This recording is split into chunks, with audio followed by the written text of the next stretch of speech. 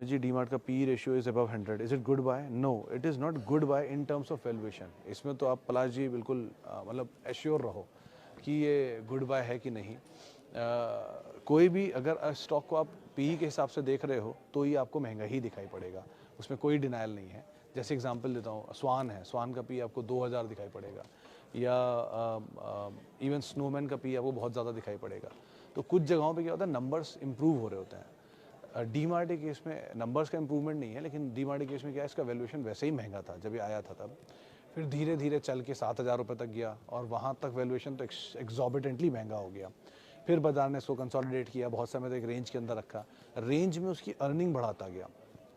जो मैं बहुत दिन से कह रहा था कि डीमार्ट लग रहा है चलना चाहिए, लगना चलना चाहिए, वो इसीलिए कह रहा था कि अगर कोई शेयर का दाम वहीं खड़ा है 3200 से 3800 या 3400 या 4000 इसी जोन में, और उसकी अर्निंग विद टाइम बढ़ती जा रही है, बढ़ती जा रही है, बढ़ती है, तो उसका पी कॉन्ट्रैक्ट हो रहा है, जो हैप्पीएस्ट माइंड में हो रहा है, जो डीमार्ट में हो रहा है। तो contraction of P with time होता क्या है कि वो एक ऐसा जोन में आपको ले आएगा जहाँ वो अब सस्ता हो जाएगा।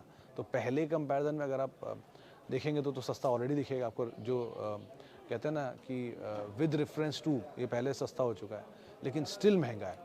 सो वैल्यूएशन वाला पार्ट महंगा है। वैल्यूएशन के हिसाब से कल एक बहुत अच्छा आर्टिकल था जोमेटो पर भी कि जोमेटो का valuation is a haunt for fundamental investors, लेकिन एक्चुअल में वो एक्सपैंड कर रहे हैं। सो कुछ चीज़ें बियॉन्ड ही चलती हैं आमतौर पे, लेकिन having said that brokerage houses 4400 का टारगेट दे रहे हैं, 5000 का टारगेट आ रहे हैं। आप थोड़ा थोड़ा एक्यूमुलेट कर सकते हो, इसलिए एक्यूमुलेट करता हूँ। अगर ये बहुत टाइम इस जोन में रहेगा तो आपको आराम आराम से दाम मिलता रहेगा, सो उसका फ़ायदा आप उठा सकते हो।